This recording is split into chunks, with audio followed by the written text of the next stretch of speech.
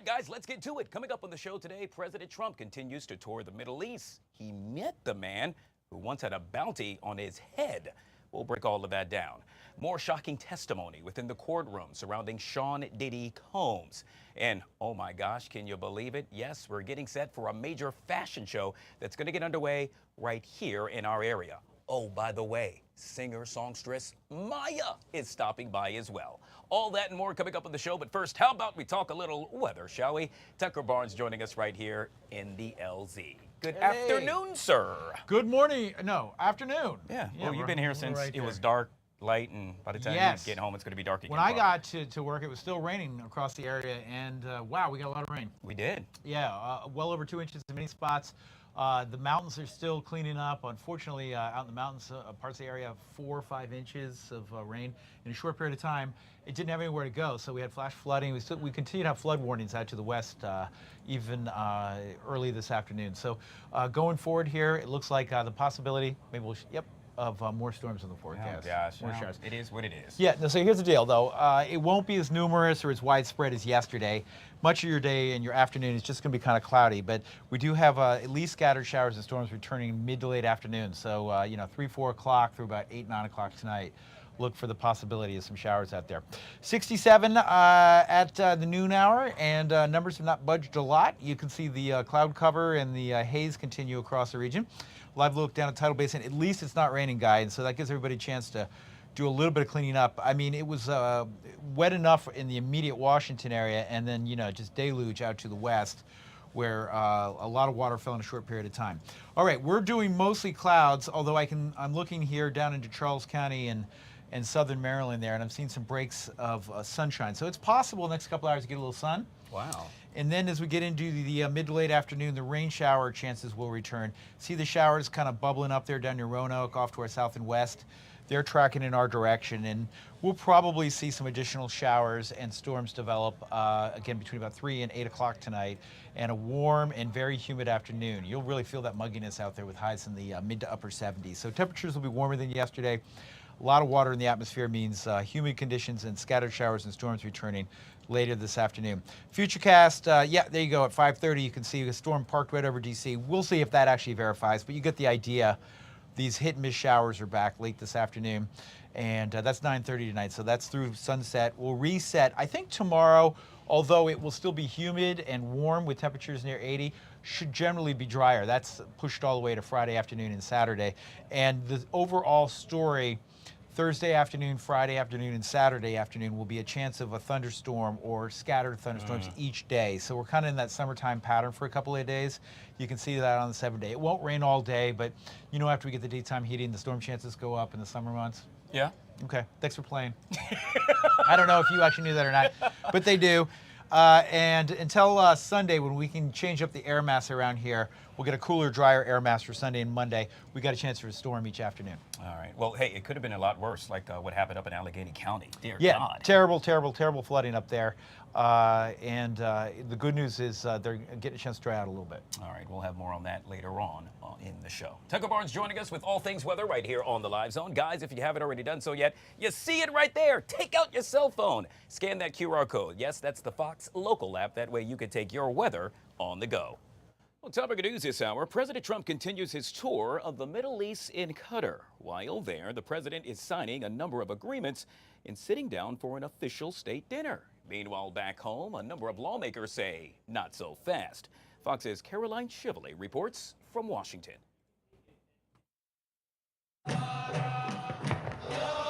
President Trump arrived in Qatar Wednesday, part of a Middle East tour where he's making deals, removing sanctions, and reordering years of foreign policy.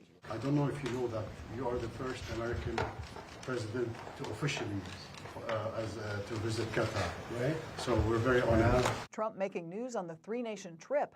On Iran, he wants to make a deal to halt the rogue nation's nuclear program, with the U.S. eventually removing crushing sanctions. But for that to happen, it must stop sponsoring terror, halt its bloody proxy wars, and permanently and verifiably cease its pursuit of nuclear weapons. On Syria, Trump announced he's already removing sanctions. He met with Syria's new president, who once led a branch of al-Qaeda, but has since denounced the terror group and toppled dictator Bashar al-Assad. He's got a real shot at pulling On Saudi Arabia, Trump announced he scored investments he says are worth between $600 billion and $1 trillion.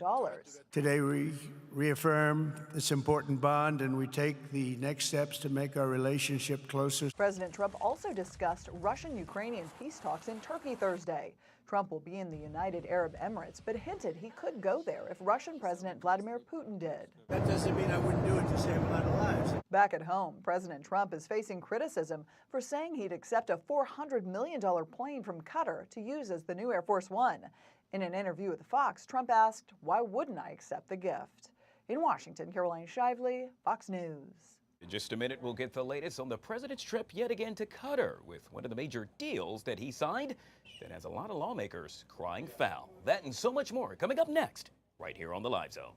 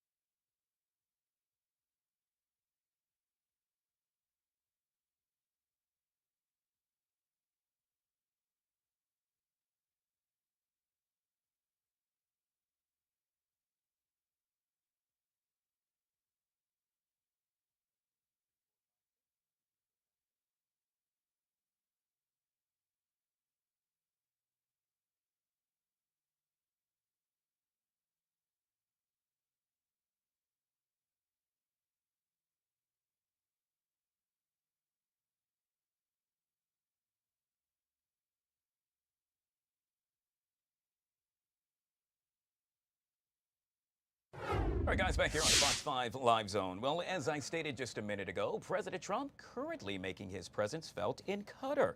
The visit comes as the strategic Gulf nation finds itself at the center of controversy over a proposed gift to the Trump administration. Joining us to discuss that and so much more is Mr. ARIF HALABY, political strategist and radio host AM 870 back here on the Live Zone. Good to see you, ARIF. Welcome back to the show.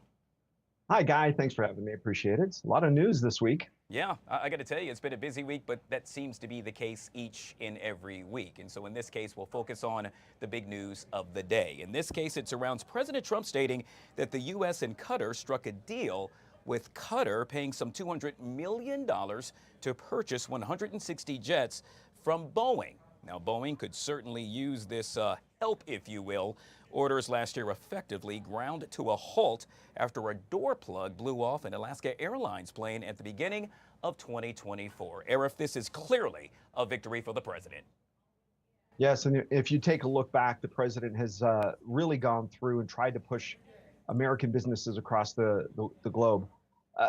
This many jets, I doubt it will ever happen, meaning it's a nice gesture. Maybe half will ever be built. There's reasons. It takes a long time. There's a lot of infrastructure that has to be built to deliver this in any short period of time. And if you remember back when the president accepted this gift, right, everybody was so excited about it and very upset. But here's what I noticed. The $3.9 billion for the two Air Force One jets back in 2017, 2018, those were supposed to be built by now. The change orders that have occurred through the Biden administration and others and different issues, it's just they've never been built. And so I think you see Boeing has been, well, they've struggled.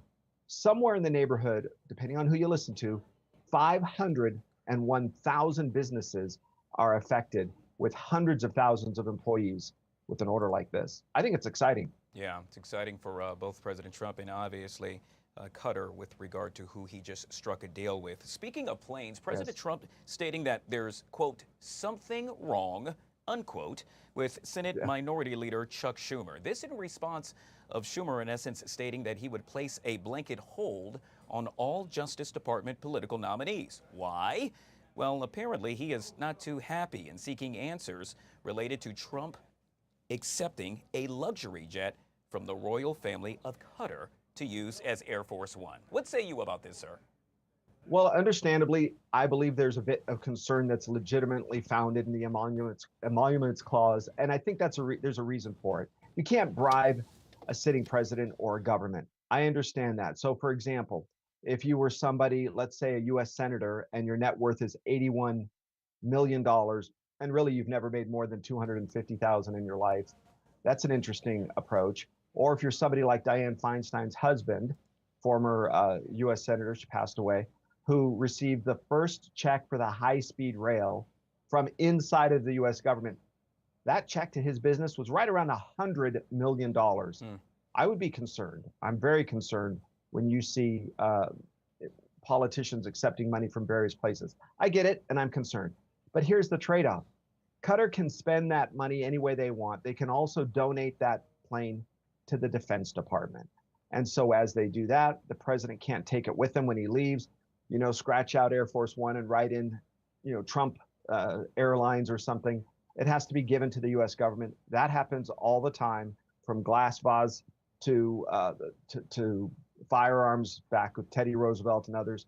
You see this, it's a big gift, no question about it. I see it happening in relatively short order. It's going to take place. But here's the challenge. Chuck Schumer, they don't have any power anymore. It's lawsuits, it's screaming and yelling, it's taking over college campuses. And then it's now holding up, almost like a child taking their toy and going home, holding up nominations to help the government run properly. If this was President Obama, they would jump up and down, and rightfully so, would be concerned. I would be as well. Schumer stating that part of the argument surrounds the Secret Service outfitting, if you will, of that jet to be suitable for the president. Speaking of the president, understandably. Speaking of the president, earlier today, he met with the leader of Syria. Now, he happens to be a former jihadist who led the ouster of the Assad regime. But wait, there's more. At one point, he also put a bounty on President Trump's head. The meeting came one day after Trump said he planned to lift sanctions on Syria. What are you thinking about this relationship here?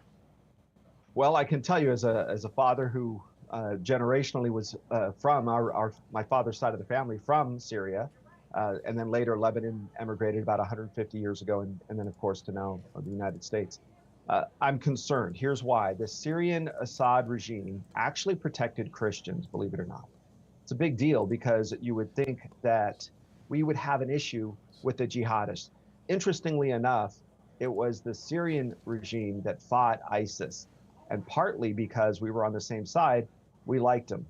At the end of the Biden administration, they had to pull a trigger to say, you're out. And they did that. And in turn, what did we end up with? Well, we end up with the guy who put a bounty. It's almost like you can't make this stuff up. I'm surprised, but we're at the table with the Taliban. We're at the table with Cuba under President Clinton and President Obama. So these are men in leadership positions that have come after the United States and its leaders quite a long time. All right, ARIF will end with this, and that is we're getting word that former President Joe Biden's physical deterioration was severe enough in the second half of his presidency that his aides actually privately discussed putting him in a wheelchair for the second term. They believed he might have to do so if he actually won that second term. Your response to that? Yeah, my insiders that actually work at the White House under the last few presidents indicated that his mental decline happened way into his probably first year as president. And the challenge was this: you take a look and you have Jill Biden, who always propped him up. Look, we count on our spouses to make sure we don't have food on our chin, our shoes are tied, right? Give us a chance if you drank too much at a party. Our spouses are supposed to keep us in line.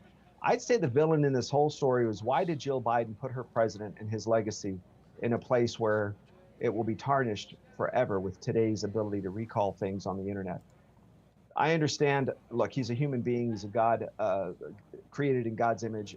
I don't like his policies. I never did. But my insiders are telling me this had happened well into its first year as president, and it's not a surprise. Yeah, it's interesting. We're also getting word that apparently during a meeting with George Clooney, former President Biden didn't recognize that he was actually speaking with Mr. Clooney. We're going to discuss more Surprising. Yeah, look, surprisingly, all of the senators and leadership in the Democrat Party, they knew this early on. My insiders tell me they knew it at 2 years of his presidency. There was a right after the midterms, and they didn't do anything about it. They didn't say it. They covered it up. That's the story. Mr. ARIF HALABY. Folks that want to get a chance to listen to you, sir, how would one go about to do so? Yeah, AM 870 The Answer. You can go to AM 870 The Answer here in Los Angeles, 870 every Sunday from 11 a.m. to 1 p.m. Good stuff. Appreciate you coming on the show, sir. Always good to see you. Thanks. Great to have you. Appreciate it. Well, as President Trump continues to travel through the Middle East, the rumblings continue over him not meeting with the Israeli Prime Minister Benjamin Netanyahu. He will instead meet with the Palestinian Authority chairman, the Lebanese president, and Syrian president, which happened today. For Israel, this development is troubling on several fronts. Joining us now to discuss this is Mr. Kenneth Abramowitz. He is the author of The Multi-Front War, Defending America from Political Islam, China, Russia, Pandemics, and Radical Strife. I should make mention that Kenneth is also the founder of SaveTheWest.com. Sir, good to see you and welcome to the show. Sure, great to be with you. Let's jump right into this. It's no secret that Israel has for a long time been an ally of the U.S. However, it appears that as of right now, during the president's visit, they're sitting on the sideline. Why? Well, I think it's a mistake. I think Trump should have visited Israel. I think, but from President Trump's point of view, my guess is that he wanted to make this an Arab event, a Middle East Arab event. He wanted to talk to our traditional Arab allies and isolate Iran. So I think if he had visited Israel, that would have upstaged, perhaps in some people's mind, the relationship with Saudi Arabia, the Gulf, and Qatar. So I don't blame him for making the decision to focus on the Arab countries. Is it fair to say that America, in essence, is now stepping back and leaving Israel to really manage its own threats? Is that what we're seeing here? Well, Israel is America's #1 ally. And in the war against Islamism or jihadism, Israel's doing 90% of the fighting. And Israel's basically protecting America, Europe, and the Arab countries from Iran. And Israel's doing 90% of the fighting. I mean, it's quite ironic because in Israel there's 10 million people, but Iran wants to kill 2.5 billion Christians, 500 million Muslims, and 16 million Jews. And the little country of Israel is doing 90% of the fighting. So there's something fishy here.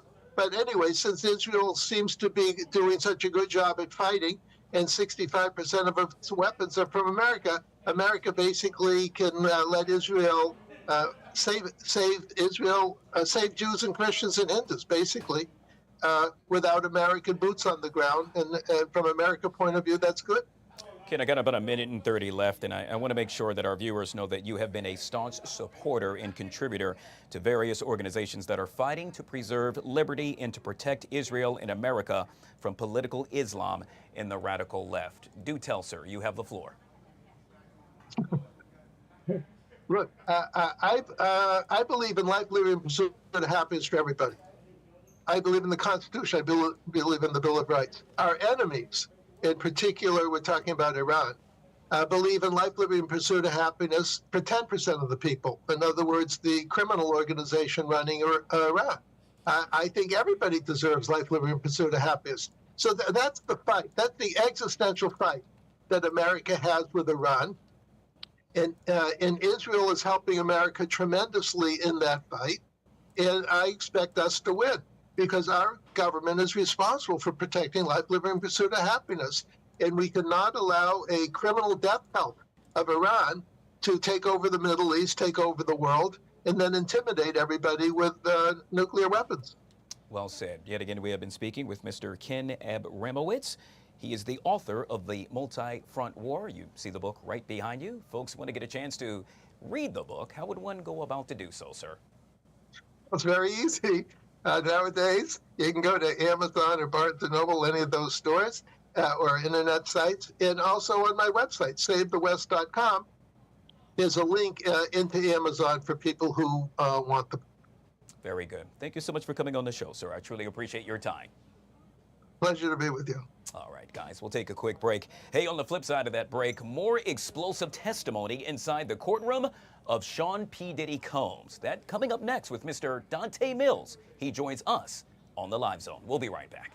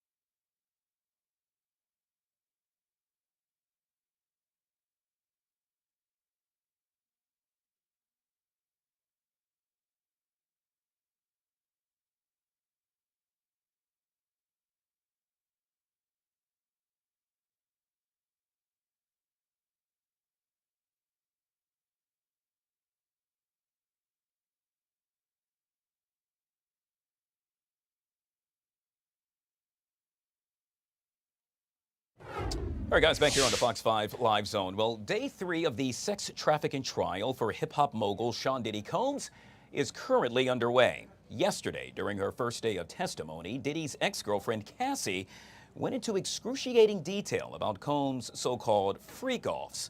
Those freak-offs would sometimes last, according to her, 4 days long. Cassie has since retaken the stand again today. Joining us to break all of this down is attorney Dante Mills, yet again back here on the Live Zone. Always good to see you, Dante. Good to see you, too. Good to see you. All right, before I ask you what, in essence, has stood out to you, I want to run down what we know what's happened thus far in the courtroom today. And correct me if I'm wrong at any point. We were told that Cassie was already in the courtroom today and on the stand when the jury arrived. It was at that point she stood up and showed off her pregnant belly, if you will, rubbing it in the direction of the jury. We also know that tempers flared between the prosecution and defense attorneys. At issue, evidence the defense plans to present in the case at a later date. The prosecution crying foul, saying, hold up, wait a minute, we want to see that evidence now. We were told there was actually a shouting match between both attorneys. And so with that, I will give the floor to you, Mr. Mills, and you can correct me if I'm wrong, but what have we learned thus far today? Yeah, so just tracking this trial, it's kind of important to do because it's going to be a longer trial, and we want to remind people where we are. The first day was really opening statements where they gave a roadmap of what to expect. Yesterday, Cassie, she was a second witness, but she took the stand and talked about the nature of the freak-offs and some of those details. Today was more about the threats. She really outlined some instances and gave specific scenarios where he threatened her. There was an instance where she said she was with her friends and was supposed to be packing, and he came in and and was forceful because she wasn't packing and getting ready like he told her to. She just kind of detailed situations where she believed she would have a consequence if she did not do what he wanted her to do. And that's a huge part of this case because they have to prove that coercion, that force, and people not having a choice if they wanted to participate, not just in the freak-offs, but in the entire process of setting things up and the sexual gratification. Yes, there was a shouting match between the lawyers today. That happens in court pretty often because there's disagreements. You're an advocate for your side, and there's some evidence that the defendants want to bring in. The prosecution is trying to say, no, we don't think it should come in, or it hasn't been presented to us so that we can make that determination. The judge is going to decide what can ultimately be shown to the jury, but you best believe that when it's the defense attorney's time to cross-examine Cassie, they're going to be armed with some ammunition about things that she's done that makes it clear that she's not an angel in the situation, that she was a willing participant, that she knew what was happening, and she decided to be a part of it. Early on today, we know that the prosecution replayed that infamous hotel video that for many of us we have already seen. They played it yesterday, and then they replayed it again today.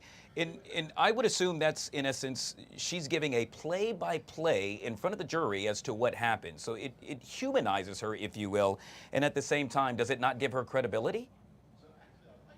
It does give her credibility, and it also humanizes her. There's some things that she's doing, like when she stood up and rubbed her belly. If I was in that room as a defense attorney, I would have been furious. And in fact, the defense attorneys asked if she be allowed or not be allowed to walk to the stand at all. And you mentioned that today she was already seated. Yesterday, the defense attorneys asked that she be seated when the jury come in and see her for the first time.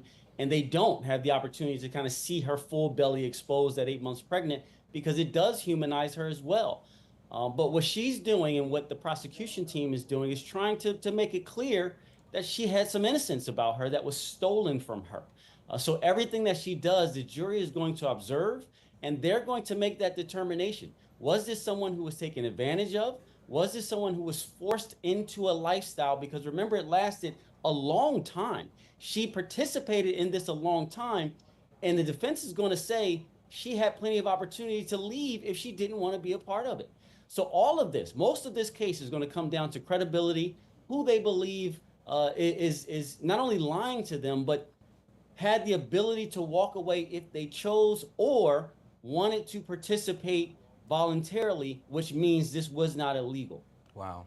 Well, we also know that during her testimony today, she stated that it was her job to arrange the freak-offs. The prosecution stating that it was proof that she was forced to do it and that there was organization behind it as well. Would you say that's the case? I think it's light. I think it's light. I think this case in general is very tough. It's not an easy case for the prosecution to prove because they have to determine or show that his organization, his business was set up for these purposes. That's tough because his business was set up to make music and to be a mogul, which he is. He had a lot of endeavors. This is what the defense is saying was kind of a side personal thing. So the fact that she was his girlfriend for a long time or a long-time partner, and she also set up these freak-offs does not mean that she was employed to set up freak-offs. She may have just been setting up freak-offs because that was their personal life because of the nature of their relationship, their personal relationship having nothing to do with business. So that distinction is going to be important, and I don't think that the prosecution should just make those jumps without filling in a lot of details because they're going to be left empty-handed at the end of this if that's all they have. They have to show that there was much more that went into this process other than asking your girlfriend to coordinate some kind of sexual relationship with a third party. That happens in relationships sometimes. I'm not judging or making any judgments in that account. I'm just saying that's not a business enterprise necessarily where you talk about illegal activity. Dante, according to testimony from Cassie, the freak-offs took place all throughout the country, including Atlanta, Los Angeles, just to name a few. Does that show that Diddy, in essence, committed the crimes across state lines? And I would assume that would revert to racketeering. Is that correct? Yeah, so when you talk about crossing state lines, I mean, one, that's what allows this case to be a federal case to begin with, that he went from one state to another. And there's kidnapping charges, things like that, where he forced people to go with him is the allegation. again, it's going to be a very fine line between someone traveling for the purposes of hanging out and even having sex. There's nothing illegal with that. If you take somebody on vacation, or you're dating someone or in a relationship with someone and you take them to another state, that's not illegal. So did that happen because of just personal gratification where everybody involved just wanted to have a good time and they happened to go to another state?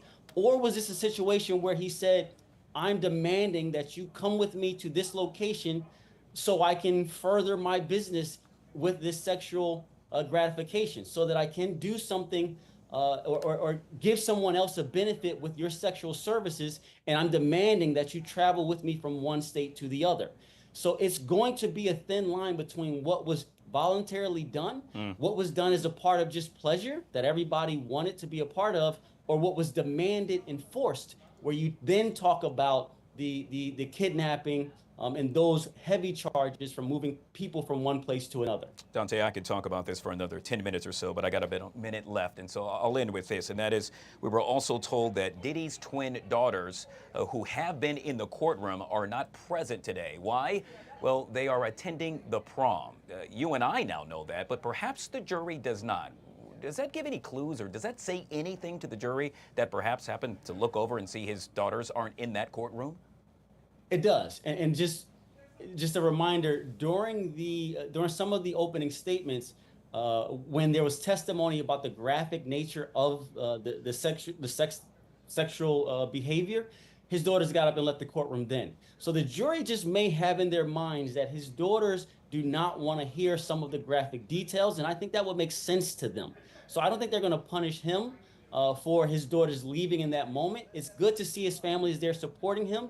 It's understandable that young girls would not be in the courtroom when they're talking about these kind of graphic details. So I think it's kind of consistent that for the jury to just think, oh, they want these girls out of the courtroom right now so they don't hear some of these graphic details.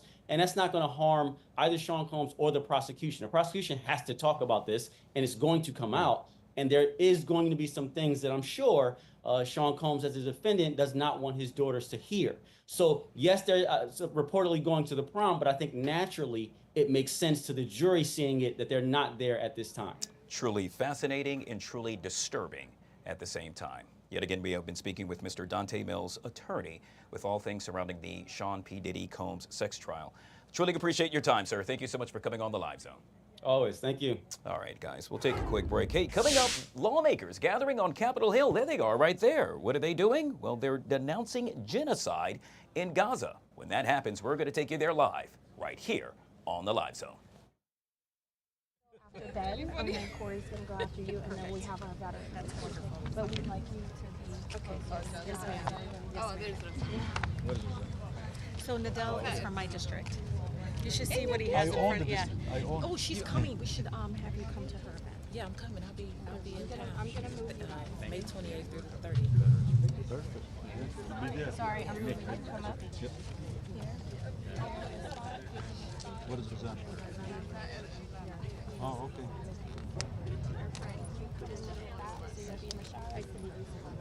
Oh, Mark. Sheila and Stacy.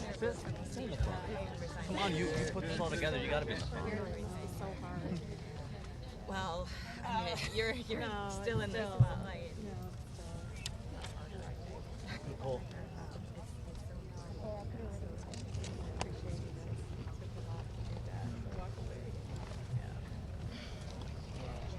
You just gotta keep your cool.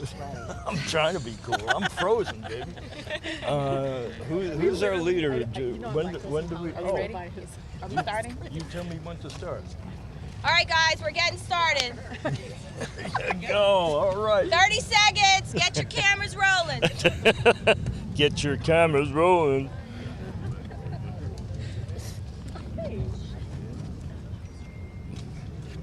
At your command, ma'am.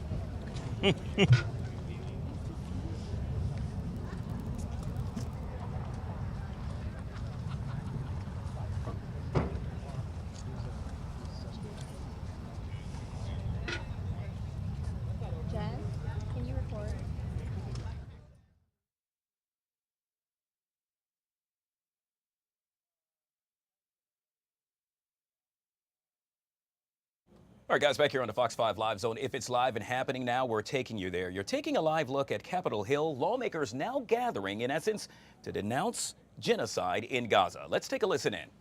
And the majority of Americans are outraged that our country is taking our tax money and using it to give Israel the weapons they are using to carry out this genocide.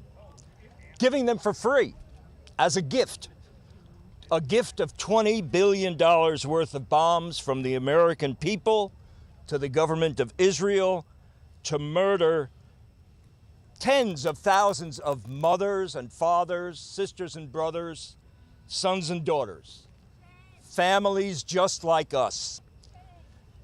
The U.S. government has made me and every taxpayer an enabler of genocide. And that is destroying the soul and the spirit of our country. I used to think that America stood for fairness and justice and equality and human rights. No longer. Now America stands for aiding and abetting ethnic cleansing. And that's in opposition to the condemnation of over 150 countries at the United Nations. Now America says, screw you to the rest of the world. And to top it off, when courageous, caring, empathetic students at our universities protest this assault on basic decency, our government suspends free speech, suspends the right to protest, arrests them, and forces universities to discipline these principled young people. We say no. These students are heroes. We stand here with them in solidarity. This is a protest, and if you're going to arrest them, you may as well arrest me too, because if I was in college today, that's what I'd be doing.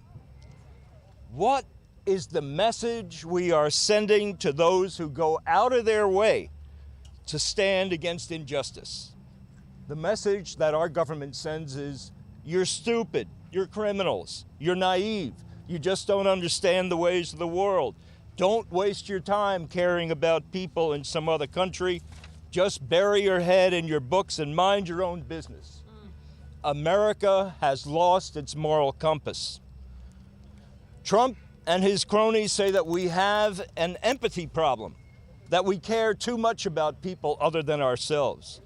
We say that caring about the well-being of others is at the core of who we are.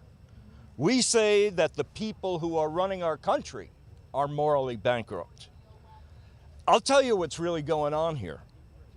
AIPAC has made the largest political donations to politicians of any special interest group this cycle. Over $125 million in a process called legalized bribery. Our politicians have been bribed to countenance genocide. I know that Hamas began this horror with its attack on Israel, which killed 1,200 innocent people and took 250 hostages. Clearly, Israel had the right to defend itself against Hamas. But Netanyahu's extremist government has not just waged war against Hamas. Instead, they've waged an all-out war of annihilation against the Palestinian people. And now, as we speak, now that our bombs have turned most every house, hospital, university, and school into rubble, we are expected to be good Americans and look the other way as Israel prevents food, water, and medicine from reaching the remaining people of Gaza. Israel is literally starving them to death. Starving them to death. We will not look away. We will not be silenced. We will do everything we can to get our government to stop being complicit in starving little kids to death. Thank you, Ben. Being complicit in starving little kids to death. Thank you, Ben. Thank you so much, Ben. In my district, we call it Ben. We roll the R's. I don't know if you know this, Ben, but I found out a couple years ago I'm lactose intolerant because a doctor told me. But I still buy your ice cream intentionally. Nope, and I put it in. Yes, but I thank you so much. But I do want. Thank you. I know I heard. Somebody actually told me that. I'm sure I'm going to get a lot of emails telling me this. But I'm really happy to be here with my sister in service, Cori Bush, who I want, it's been unreal not having her here, but she didn't have to be here, and she is, and that speaks volumes to the fact that she's unapologetic about her stance to save Palestinian lives. I can't believe that right now in the United States Congress it is controversial to say Palestinians deserve to live. That many of my colleagues think supporting or being silent on starvation is progressive. But today, again, we're coming together because tomorrow marks the 77th anniversary of the ongoing Nakba, while the Israeli government continues the genocide in Gaza. It has always been a campaign to erase our existence, right, Nadal? Always. And we all know the Nakba never ended. Instead of agreeing to a ceasefire and the release of all hostages, war criminal Netanyahu announced plans to ethnically cleanse and forcibly expel the entire Palestinian population and to flatten and permanently occupy Gaza. What's obnoxious also and really just surprising to me is many of my colleagues who come up to me and whisper, I don't like him. I can't believe he said that. But they continue to press yes to send more. Well, if you don't like him, then why did you send $14 billion to go kill children and to massacre a whole population? Make up your minds. Each year, we know our country sends billions of dollars to support the ongoing ethnic cleansing of the Palestinian people. We know the Israeli government is using starvation as a weapon of war, which is a war crime. Former Finance Minister Smotrich said, quote, "Nobody will let us cause 2 million civilians to die of hunger, even though it might be justified and moral." Think about it. Nobody will let us cause 2 million civilians to die of hunger, even though it might be justified and moral. For 2 months, Israeli officials have deliberately blocked food, water, medical supplies, and fuel from entering Gaza. Many people are asking me, what do you think, what's going on with the president? I said, you know what? I don't care. You know what I care? Did any food trucks get through the Gaza? That's what I want. I want you to ask me, if I care about that, that's what I want. I want aid and food to come in. That's the answer. Whatever they do, these elected officials, and it's bipartisan, at the end it comes to, are we supporting war crimes? Are we allowing the starvation of all these people? Nearly about 60 Palestinians that we know of have already starved to death. Thousands of children are experiencing malnutrition. We're seeing the images come out. Yet again, my colleagues are silent. Palestinians have been forced to eat grass, rotten flour, and animal feed just to survive, while thousands of trucks carrying food have sat blocked at the border. We all have seen the images of babies starved to the bone, of children mutilated and dismembered, live streamed, y'all, for the world to see. The world is standing by and letting it happen, but not us. We cannot normalize this. Our country is an accomplice to this genocide. It's appalling to witness the crackdown and violent repression of First Amendment speech on college campuses in our nation. Students are putting their bodies on the line to demand an end to this genocide, to demand that their universities divest from the same weapons manufacturers that they're sending bombs to drop on Palestinian families. Mahmoud Khalil was kidnapped by our own government and illegally disappeared to a detention facility in Louisiana, as we all know, over thousands of miles away. Recently, we know, and it breaks my heart, if you read his letter, please, if you haven't, read it. I did not know this, Nadal, that as his wife is giving birth, they put the phone near her so he can hear her labored breaths, so he can hear his wife and giving her encouraging words while he's on the phone next to her. Like having the phone, he's whispering because he doesn't want to wake up the other people, I think 10 other people that is in the same cage that he's in. But Mahmoud knows that the Israeli government imprisons Palestinians without charge every single day. The United States is doing it to him too. I want to read a little bit from the letter Mahmoud recently wrote to his son from the ICE detention center. He says, quote, "Dean, my heart aches, that I could not hold you in your arms, hear your first cry.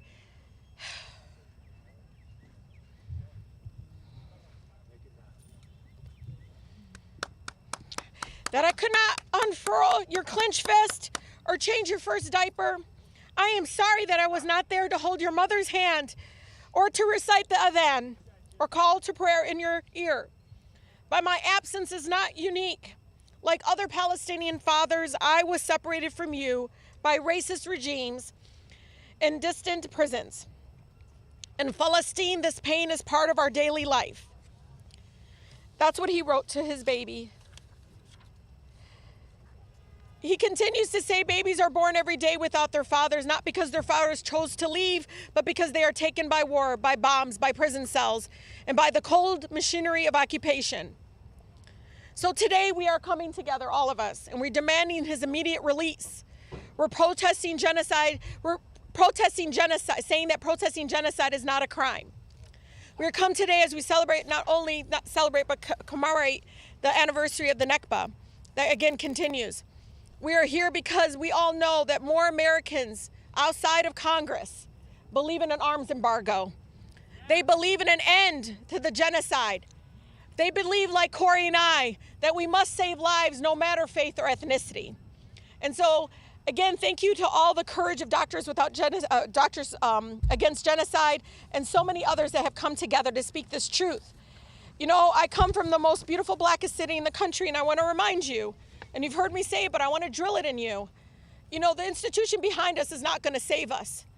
What's going to save us is us in the streets demanding this institution move. I was taught early on that transformative change comes from us. These folks didn't get up and say the Civil Rights Act is beautiful, it's a beautiful thing, let's do it. Or, you know what? The right to organize labor is a right thing to do. It's when the people on the outside made them move. So let's make them move. With that, I want to introduce my sister forever and ever and ever. You know, we look at each other and you don't even have to say a word.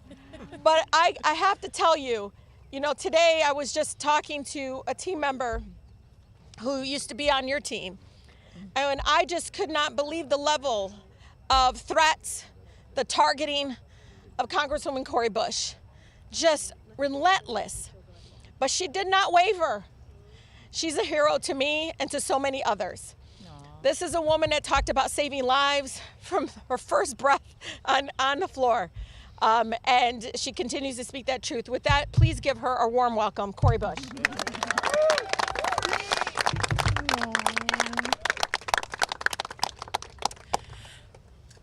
I have to say that there is no other place that I would need to be right now here today than to stand beside you as you introduce this resolution,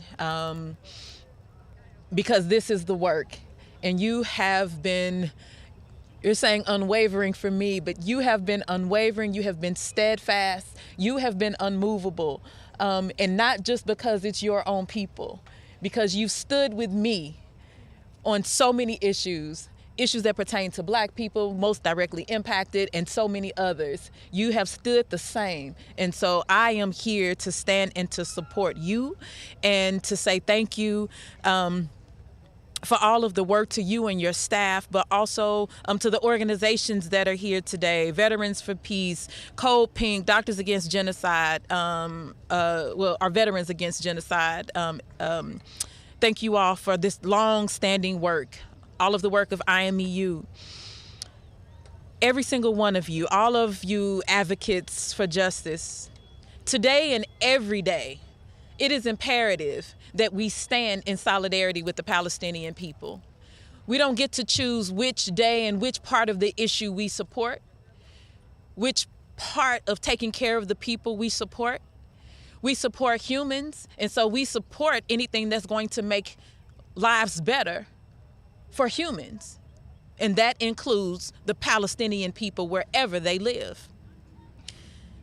And so on tomorrow, May 15th, as the 77th commemoration of the Nakba dawns, we remember the deliberate uprooting and dispossession of a beautiful, of a vibrant people, a people whose homes were razed, whose families torn apart, and whose dreams were deferred. This resolution is our moral compass. And we've been staring this moral compass in the face for 19 months. This moral compass, it causes us to not be able to look away from the pain of the past and the ongoing justice of the present. We must name the truth. In 1947, the United Nations Partition Plan carved up Palestine against the will of its indigenous majority. And in the months that followed, Zionist militias waged a systematic campaign of violence. We still see the violence, massacres, forced expulsions, and the destruction of over 400 Palestinian villages. By 1949, we know that 3/4 of the Palestinian population had been driven away, their right to return not honored. Today, there has been no repair. So what happened in the past had yet to be repaired, and now we're here today. Millions of Palestinians are displaced, starving and under siege. We watch the videos over and over again and say, oh, that's so horrible. And we go back to our lives. Their children continue to suffer from malnutrition and a lack of clean water, while U.S. tax dollars continue to flow into the very weapons that demolish homes and block humanitarian aid. This resolution demands we reclaim Palestinian rights and our own integrity that the United States lost so long ago, if it ever. It calls on our nation to commemorate the Nakba, to denounce its ongoing legacy, and to educate every person of this country about our country's role in its complicity, in this catastrophe. It insists we restore social services through UNRWA, uphold the right of return guaranteed by the UNGA Resolution 194 and Article 13 of the Universal Declaration of Human Rights, and end U.S. support for arms used to destroy Palestinian communities. We know that justice deferred is justice denied. We know that every moment we remain silent, more families lose their homes, more families lose hope, more families die.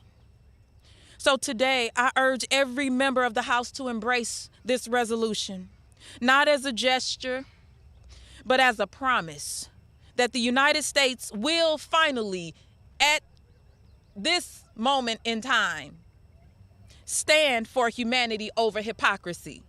Such a hard thing for the U.S. to do. For truth over turning away. Such a hard thing for this House to do. And for freedom of all people. All means all. If you look it up, it just simply means all. This is our chance to make a demand on the history. History that should be singing a different song. This is our chance to affirm international law, to lift every voice crying out for justice and the legacy that we should have repaired. Let us walk through this door of courage together, because peace without justice is no peace at all. Thank you.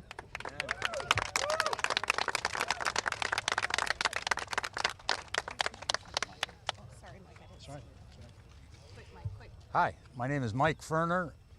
I'm former director of Veterans for Peace.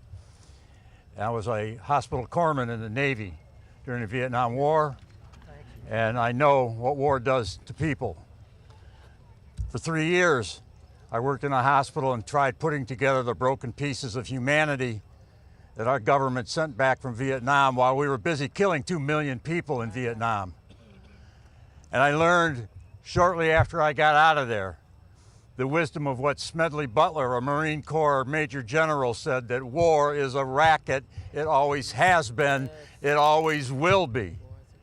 And that racket is run by the corporations and run by the people with well-manicured hands and smooth faces who make a lot of money out of the misery that war causes. And this is going on today, as you've heard and you know, about what's going on in Palestine. What I wanted to mention is just very briefly one thing that as of 5 days ago, the IPC, the Integrated Food Security Phase Classification, said that Gaza's entire population is at critical risk of famine and 500,000 are in danger of immediate starvation. Is this what we think America is all about and should be doing with our tax dollars? Should we be pouring billions and tens of billions of dollars into Israel so they can bomb and burn innocents, so they can provide health care for everybody in Israel while tens of millions of people in this country have no health care?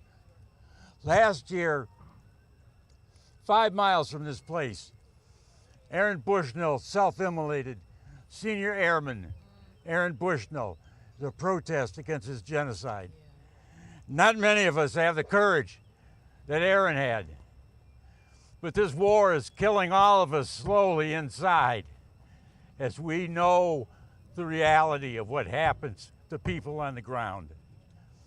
And to do the best we can, veterans and allies are going to have a fast for Gaza starting May 22nd.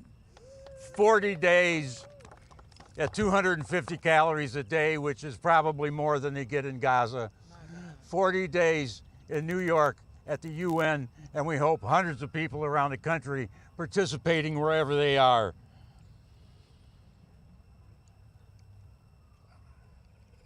The two demands of that are full humanitarian aid under UN authorization and no more U.S. weapons to Israel. It's the least we can do. It's what we have to do to tell the people in this house who are not our government, they're owned and rented and bought by you-know-who. But as these congresswomen have said here, it's our responsibility to stand up and make these SOBs listen and try to get them to do the right thing. Thank you. Thank you, Mike. My name is Josephine Gilbo. I am a 17-year Army veteran and a former intelligence officer. 74 days. 74 days the Israeli government, along with its accomplice in genocide, the American government, has not allowed food or water to enter inside of the concentration camp that is known as Gaza. 74 days, no food has entered to 1 million starving children.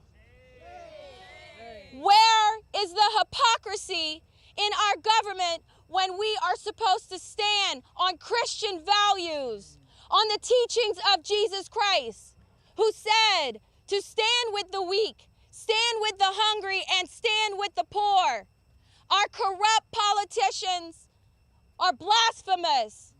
They use Christianity to perpetrate an agenda. That is all that they do. It is time for mothers, for Christians, for Americans, and for patriots to stand with the values that this country has the potential to hold. Stand against the genocide. Stand against the starvation of children.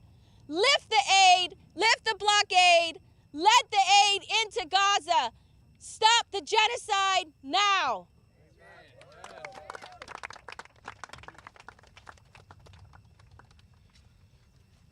Hello, my name is Greg Stoker. I'm a former U.S. Army Ranger who conducted 4 combat deployments to Afghanistan under Joint Special Operations Command. And now, among other things, I'm one of those irritating anti-war activists who tries to get you to care about conflicts happening half a world away. The United States has been at war for 93% of its existence, meaning that it's only experienced about 17 years of peace. This equates to 228 years of war out of 245 years of existence. I bring this up because foreign wars have been so normalized in the American consciousness that perhaps the leveling of Gaza, the destruction of its people, half of whom are children, is simply business as usual. What can I do about it, and why should I care? After 20 years of the ill-fated global war on terror, which destroyed millions of lives, compromised our defense industrial base, and netted the U.S. absolutely nothing beyond washing taxpayer money out of the public sector into the private, it's a given that the U.S. will always have a violent engagement in the Middle East. Gaza is different, however. We have watched in real time how Israel has systematically assassinated journalists, medical workers, civic leaders, demolished every school in Gaza in order to erase Palestinian identity, leveled graveyards, destroyed all civil infrastructure save a few bombed-out hospitals, and killed more children than in any other modern conflict. My colleagues have amply demonstrated the humanitarian catastrophe, and if that can't prick your conscience and stir you to action, perhaps this will. Whatever our politicians, most of whom are captured by corporate and foreign interests, are willing to do to Palestinians, they are, inevitably, over time, willing to do to you. The precedent has been set. The state policy of bombing hospitals is normalized. Controlled mass starvation is now acceptable, and the arbitrary disappearances in detentions are on the rise globally, including here. Over the past 15 months, the entire world has become less safe. Rule of law has been irrevocably degraded, and America is no exception. If we break our own laws abroad, we'll break them here on U.S. citizens and on U.S. soil. All right, there we have it. Yet again, a coalition of veterans, doctors, faith leaders, public figures, and elected officials holding a press conference, yet again calling for an end to genocide in Gaza. We're going to take you from that press conference, if you will, to yet another one taking place on Capitol Hill. This one dubbed the Hands-Off Consumer Protect Safety Commission, surrounding the government oversight in agency actions. Let's take you live to Maryland Senator Chris Van Hollen.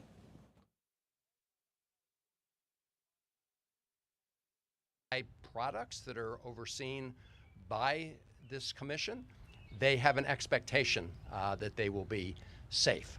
And because of their work, and I know my colleagues have emphasized this, we have saved thousands and thousands of lives in the United States of America. Whether it's from fires, where you've had such important work that's done, to inspecting toys that come into the United States from overseas. I think over 1 million toys were seized from China and other places because they were unsafe, including about 100,000 because they were contaminated with lead paint, which poisons children. So because of that good work on behalf of American consumers, the Commission has essentially drawn the ire of some very powerful corporations and powerful people. And that's what's going on here. Those corporations and those powerful people don't want the Commission to get in their way, and they're prepared to put their own profits ahead of the safety of the American people. You know, Elon Musk's operation has nothing to do with making the government more efficient. He's taken a chainsaw across the government to better rig the government for people like Elon Musk and a number of big corporations. And that is exactly what they're doing when they're getting rid of something like the Commission, or claiming to reform it when we know they're taking a chainsaw to it. So I just want to thank my colleagues. Thank you to the commissioners. I saw Mr. Trumka, you said we'll see you in court. And we will fight them in the courts, in the Congress, and in communities all over the country on behalf of American consumers, because we need to make sure the American people's safety is prioritized over profits. Now it's my honor to introduce another one of the commissioners. She's been a senior CPSC official for over a decade before being appointed commissioner, and led a lot of important consumer efforts before that. Before her stint at the Commission, she was helping lead the development of affordable housing in Gaithersburg in the state of Maryland. So if you could all please join me in welcoming and thanking Commissioner Mary Boyle. Thank you. Thank you, Senator Van Hollen, for that introduction. I also want to thank my colleagues, Rich Trumka and Alex Hohensarek, who you've heard their passion, and I share their passion. And I want to just emphasize, in addition to everything they said, which I agree with, one point, and that is that safety is not partisan. I actually have been at the CPSC now for 15 years. For 12 of those years, I was a civil servant. I have always been committed to safety as a nonpartisan issue, and that has been the mantra of everyone at the agency. And that has only changed since January, where safety has become a partisan issue. And that is not in the interest of the American people. And so I intend with my colleagues to challenge this issue, to challenge this illegal termination, because it is not in the interest of the American people, and because safety should not be a partisan issue. And now I actually have the biggest honor of the day, and that is to introduce our next speaker, and that is Ashley Haugen, who is here with her daughter Kipley, and she is why we are doing what we do at the CPSC. We are here to protect consumers, and it doesn't matter for fear or favor what a corporation has to say about what we do. We are here to protect consumers like Ashley and her daughter, and I would like to take this moment now to introduce them. Thank you. Thanks. Thanks, Mary. Ashley and Kipley, if you would come forward. Thank you for coming.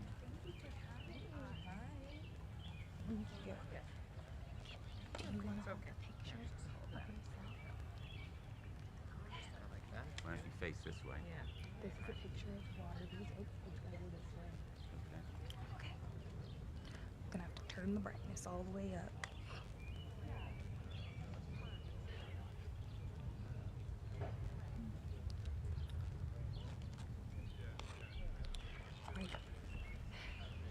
Good afternoon. My name is Ashley Haugen, and I am here as a mother and someone who deeply believes in the mission of the Consumer Product Safety Commission. I'm not here to talk about politics. When you're holding your child after a life-threatening injury, you're not thinking about who's in office. You're filled with questions no parent should have to ask. What now? Why us? Why is this toy still on the market? The Consumer Product Safety Commission was enacted by President Richard Nixon, a Republican. He understood that protecting American children from dangerous products isn't partisan, it's patriotic. Even as Ronald Reagan led one of the most aggressive deregulation efforts in history, he preserved the CPSC, knowing that walking away from child safety would come at too high a cost, losing the trust of the families central to his vision for America. I'm here because my daughter Kipley, along with thousands of other children across the country, was injured by a product she was never allowed to play with and that never should have been delivered to our front door. We all want less government waste. But the CPSC isn't waste. It's the firewall protecting American families from hazardous products flooding in from overseas. It's border control for dangerous consumer products. The real fraud, the real waste, would be to allow foreign shadow factory manufacturers to injure and kill American children without consequence, while the system gets bogged down in bureaucracy and delay. American families deserve more than promises. They deserve action. Before Kipley got hurt, I trusted our system. I trusted that in addition to myself, someone was vetting, watching. What I know is that the water beads were marketed as safe based on tests that didn't reflect reality. The beads were tested one at a time in water. They were not tested in milk or formula, which is primarily what infants and young children in our country drink. In milk, these beads clump and bind together, creating dangers that tests never accounted for, dangers that forever changed my child's life. That's why we need eyes on problems like these. Because what looks like a harmless toy can destroy a family and its financial future. After Kipley's injury, I brought my family's story to the commission. I've proudly advocated alongside both Democratic and Republican commissioners Collaborating with investigative journalists and other courageous mothers, we helped expose the hidden dangers of water beads. Earlier this year, I took that evidence even further, becoming the first parent advocate to co-author a case study in Pediatrics, one of the most respected and rigorous medical journals in the world. Protecting our children from hazardous products like water beads isn't a Republican issue or a Democrat issue. It's a moral obligation we all share as Americans. Kipley should be in school right now, reading in the library, laughing with friends at recess, just being a kid. But instead, she's here, using her voice to protect other children from the pain she lived through. She's not just asking us to do better. She's showing us how and why. Make consumer safety American again, not outsourced, not ignored. It is now my honor and my heart's greatest pride to introduce you to the bravest person I have ever known, my daughter, Kipley Haugen. Okay.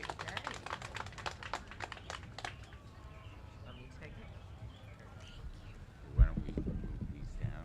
Okay, we're gonna move you up. You don't mind moving to the side for her because she's gonna point to your picture.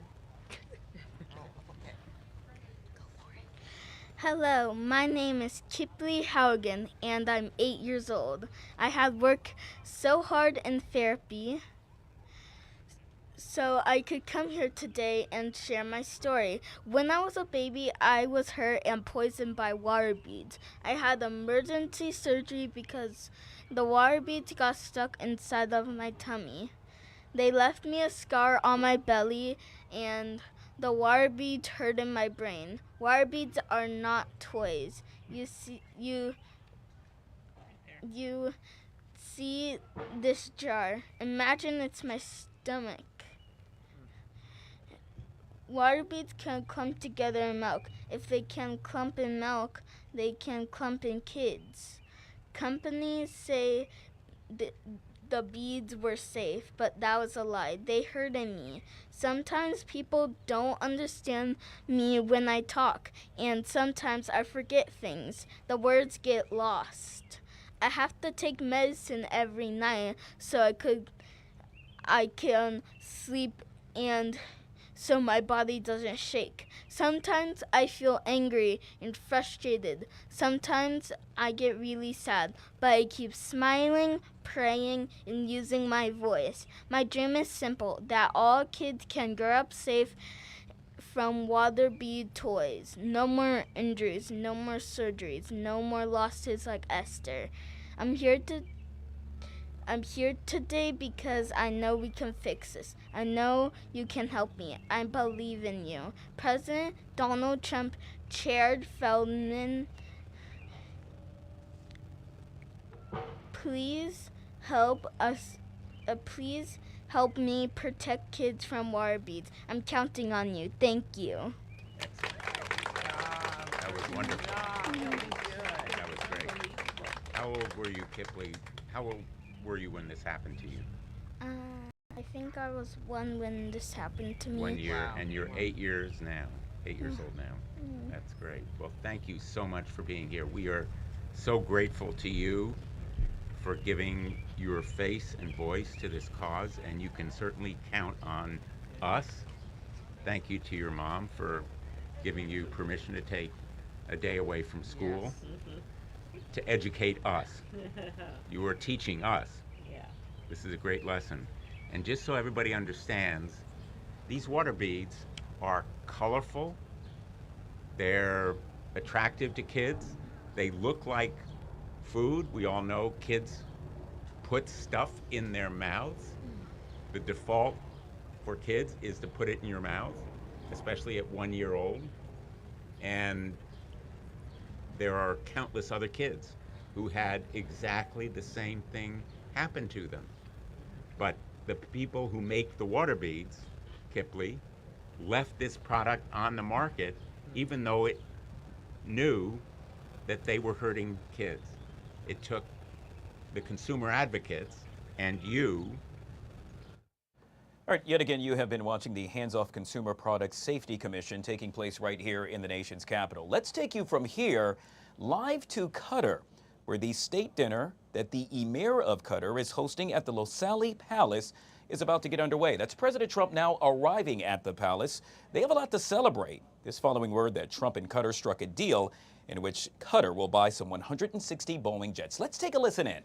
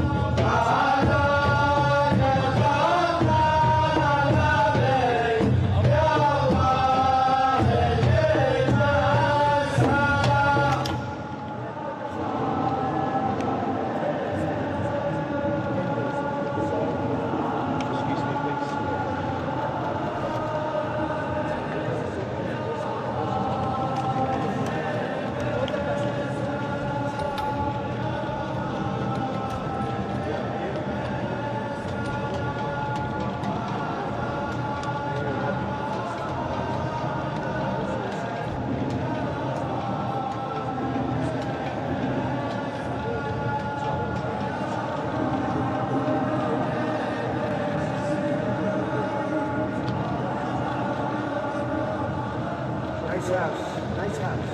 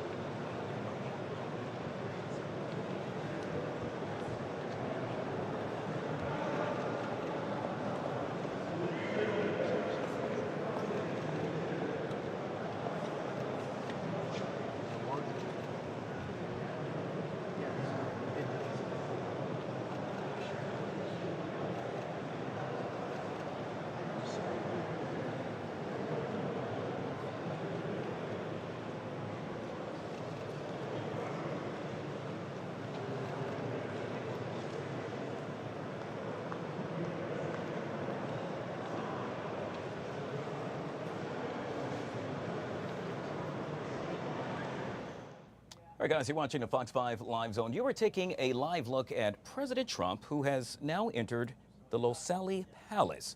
He is meeting with the Emir of Qatar. This is for the state dinner that is about to get underway.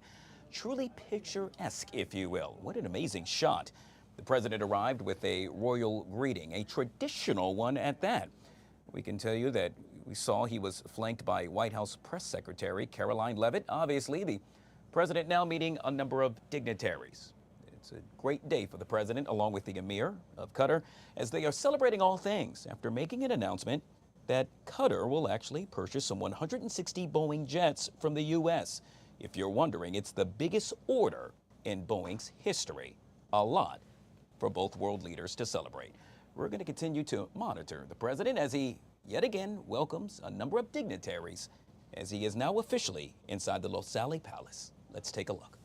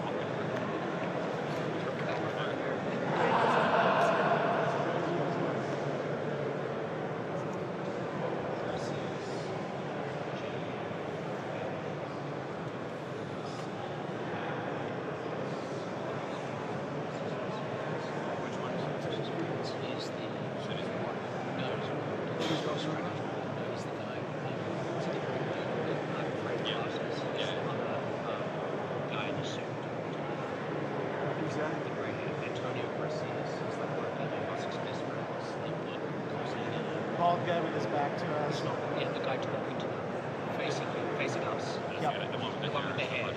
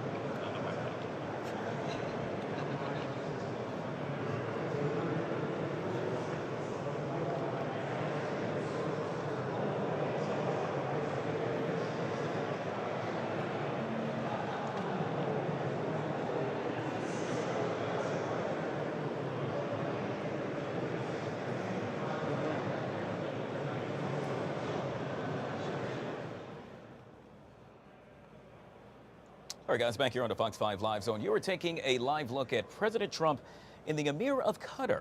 He is actually hosting the president at the Lusail Palace. Obviously, this is a big day for both world leaders. The president now greeting a number of dignitaries. It was a royal welcome for President Trump, as both world leaders all smiles today after signing a major deal. That deal surrounding some 160 Boeing jets now being sold to Qatar.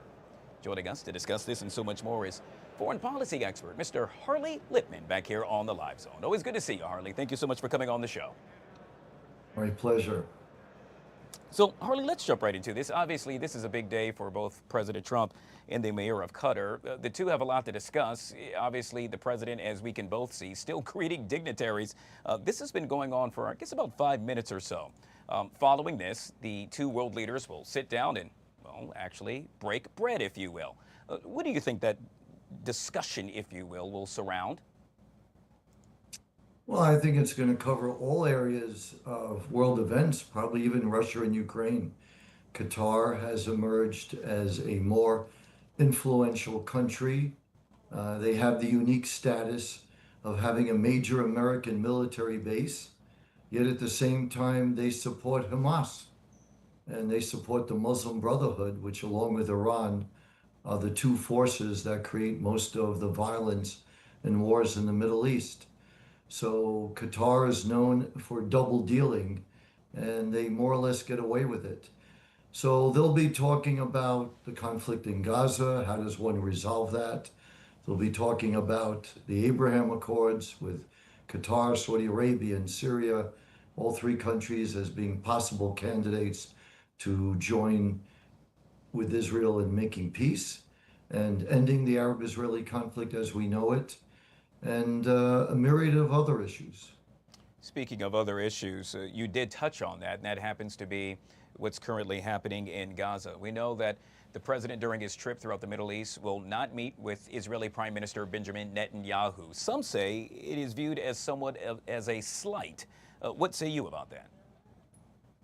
It could be, but on the other hand, when Obama had his first foreign policy trip, he went to Saudi Arabia and he did not go to Israel. So given that, I'm not sure it's a slight. But that said, when you speak about Gaza, if Israel does not destroy Hamas, there'll be a new war there at some point in the not too distant future.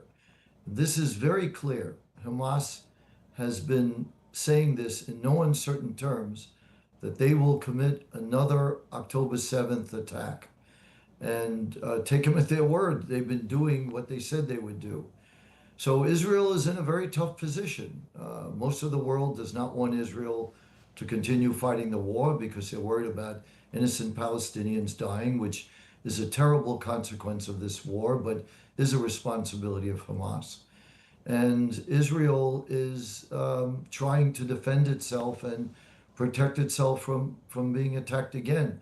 What's new and noteworthy is that Israel probably took out the brother of Sinwar, Mohammed Sinwar, his name is Mohammed, which would be a significant victory for Israel in its war against Hamas, because Israel would have taken out every Hamas leader who was involved in either the planning or the attack on October 7th, which could give Israel an opportunity to claim victory and have a ceasefire. But again, the problem with that is Hamas will reorganize, re-equip, and will come back to attack Israel again. So Israel has really no choice but to go and take out Hamas once and for all if they want to have resolution on their border and they want peace with the Palestinians in Gaza. Yet again, that will likely be a part of the discussion with the Emir of Qatar and President Trump once they sit down for a state dinner. Harley, we continue to look at this and we continue to see the president shaking hands along with the Emir. And obviously this is all about pomp and circumstance, if you will. But also the most powerful man on the planet happens to be in Qatar right now. How could they use that to their advantage in the near future? Well, President Trump could use it to his advantage to say he talks with everyone. He doesn't look at the precedents of the past where you don't speak to rogue nations, if you will. But as I mentioned, Qatar has a unique distinction of having a very large American military base, which is strategically important to the United States. The Qataris could use it to say that, look how we're recognized by the most powerful man in the world and by the most powerful nation in the world. They come here to Qatar. And indeed, it's the first president of the United States to make a state visit to Qatar. So both sides will use it to their advantage. And we only hope that constructive talks come out of this that will bring peace to the region, which is, once again, dismantling Hamas, making peace with Israel. Israel wants peace with all their neighbors and will recognize and has recognized all their Arab neighbors. And we hope that that follows, that there's good results to come out of this. Yet again, if you're just joining us, you're taking a live look at President Trump. He has entered the Lusail Palace. He is actually shaking hands with a number of dignitaries. About to get underway is the actual state dinner hosted by the Emir of Qatar. This coming, Harley, just hours after earlier today, we learned that President Trump actually had a one-on-one with the Syrian president, a president who at one point put a bounty on President Trump's head. Apparently, the two now playing nice. What say you about that? Well, President Trump is a practical man. This is the new leadership in Syria, and we're very hopeful it's much better than the old leadership under Assad, which became a proxy of Iran, the main enemy in the Middle East to the United States and America's allies and friends. So we're very hopeful that Syria will make peace with Israel, which it has never done before, will become part of the Abraham Accords, and it will elevate the Middle East to a new level. There'll be extraordinary economic growth and opportunity. I don't think many regions in the world are investing as much as Saudi Arabia and the UAE is in AI, for example, and other areas of technology and in economic development, but they need peace and stability.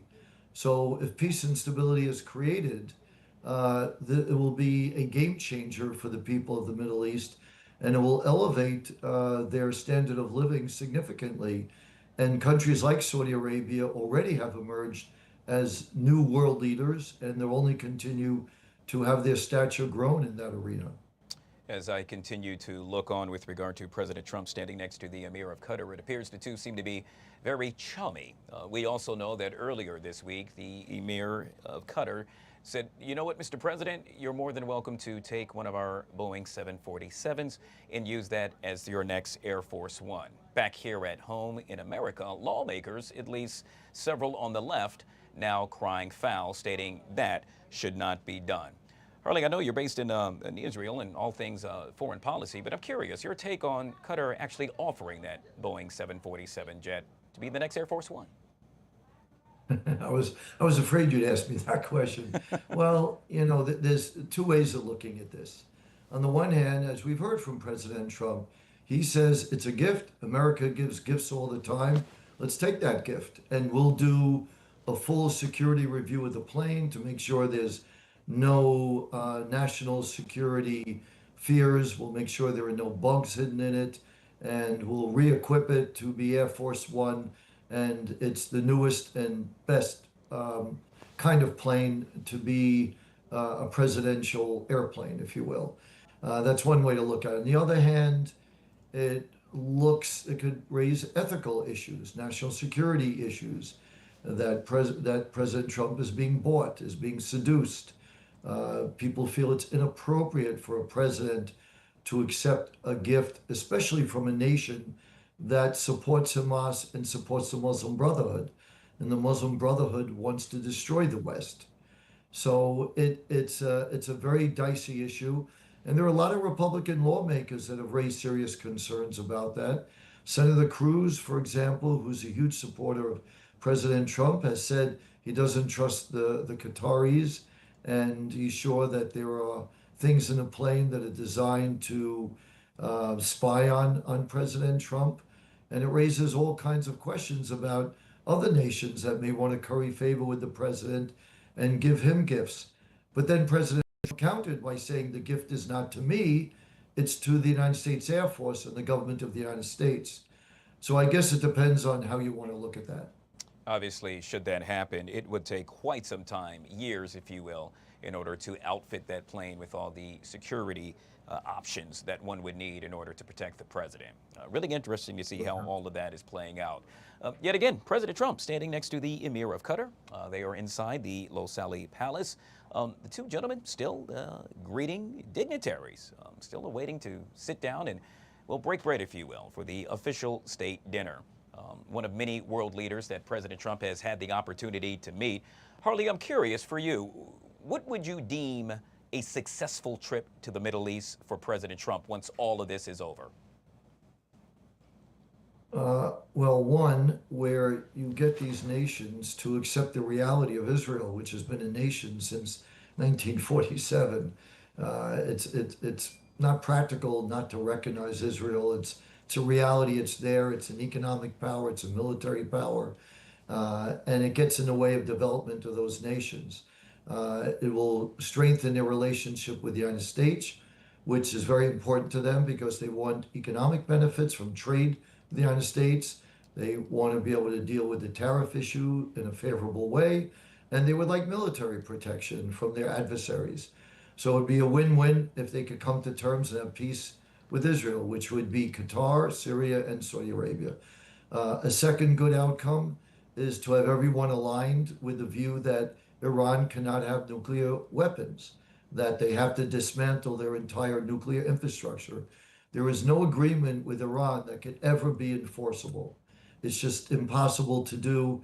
You know, already now nuclear material is in 40, 50 places in Iran. Even recently, our intelligence discovered a place that the Iranians have hidden where they're developing nuclear weapons.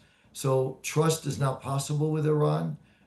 They don't have the Western concept of honoring an agreement. It's viewed simply for temporary tactical reasons. They'll accept an agreement, but they'll quickly maneuver, lie, and evade, and go on with their program of building a nuclear bomb. So if all the nations that President Trump is meeting with are aligned with the United States and in encourage the United States to have zero tolerance towards any enrichment of uranium, that would be an extremely favorable outcome. That's the second one. So those are two that come to mind right away. Yeah, obviously of concern to both world leaders. As I continue to watch on, it's interesting. Some of the dignitaries end up having more FaceTime with both the Emir of Qatar and President Trump. We've seen this before play out, while the president has actually stood next to the Prime Minister of Israel, Benjamin Netanyahu. When in this position as a dignitary and you're getting a chance to yet again speak to the most powerful man in the world, what do you think those conversations consist of? What are they discussing? What are they talking about? Well, I think they're talking about Gaza because everybody's kind of scratching their head trying to figure out how we deal with that. But I'll give you what I think is an interesting insight into the thinking and strategy of the leadership of Qatar. You know, when you think of Gaza and the Middle East crisis, almost instinctively, especially Americans, think in terms of solutions. They always say, what's the solution in Gaza? Because everybody tends to kind of go in that direction. But the leadership of Qatar are extremely clever, crafty.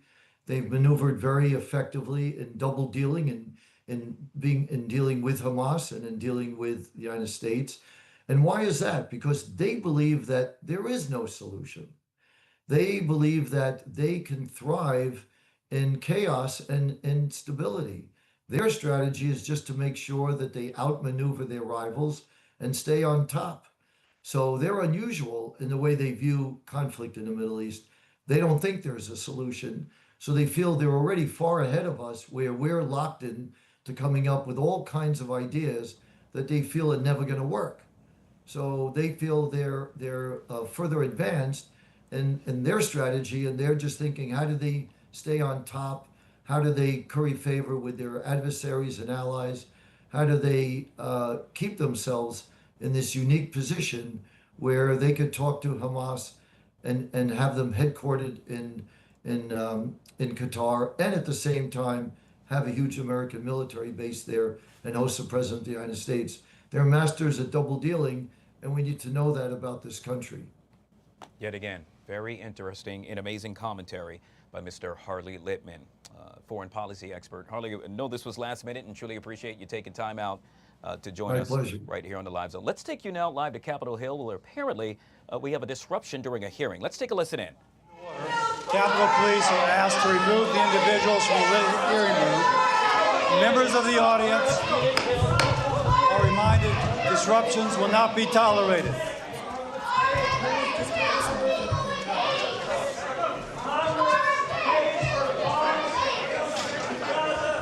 Members of the audience are reminded disruptions will not be permitted while the committee conducts its business. Capitol Police are asked to remove the individuals from the hearing room.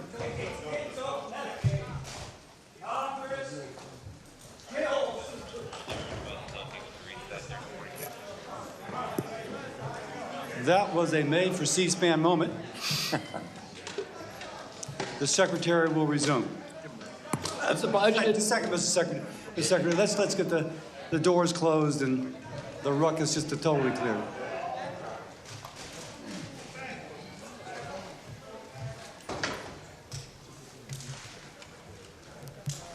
Got it. Okay, and we thank the Capitol Police for working with due diligence. Thank you very much. Mr. Secretary, please resume. The budget I'm presenting. Mr. Secretary, will you reset the clock? The clock's been running.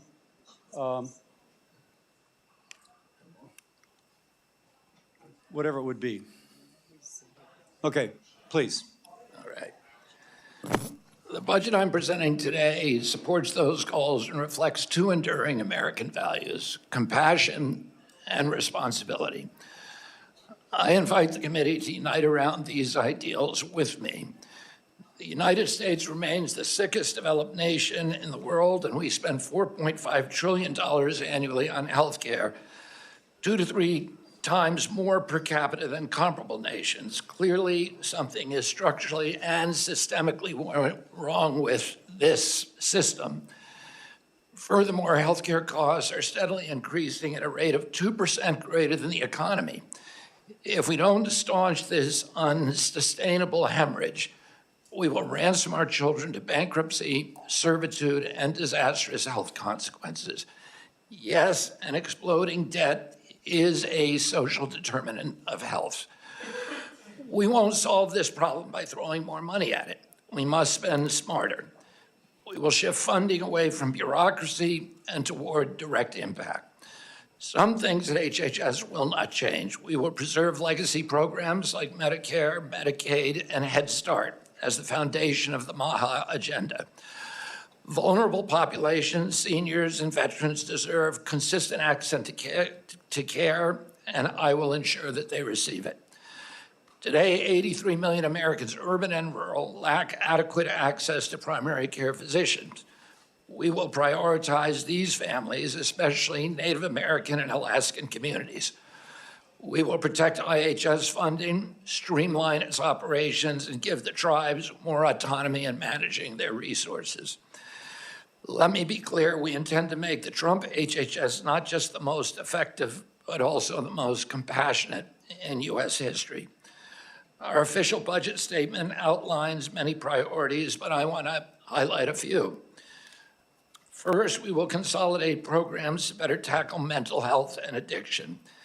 These issues now rival chronic disease in their impact. HHS will aggressively combat the opioid crisis, especially the spread of synthetic drugs like fentanyl. We will empower state, local, and tribal leaders to create effective solutions. Second, we will address nutrition, physical activity, and healthy lifestyles. The president's budget requests $94 billion in discretionary funds to support these priorities, including the Administration for a Healthy America. We will emphasize healthy eating and Head Start and ensure the program continues to serve its 750,000 children and parents effectively. Third, we will equip FDA to expand its food safety efforts through research, regulation, inspection, and education to remove harmful chemicals from food and packaging. Fourth, we will find cutting-edge research at NIH while cutting risky or non-essential studies. That includes ending gain-of-function experiments and research based upon radical gender ideologies. At the CDC, we will return to core missions, tracking disease, investigating outbreaks, and sustaining public health infrastructure while cutting waste.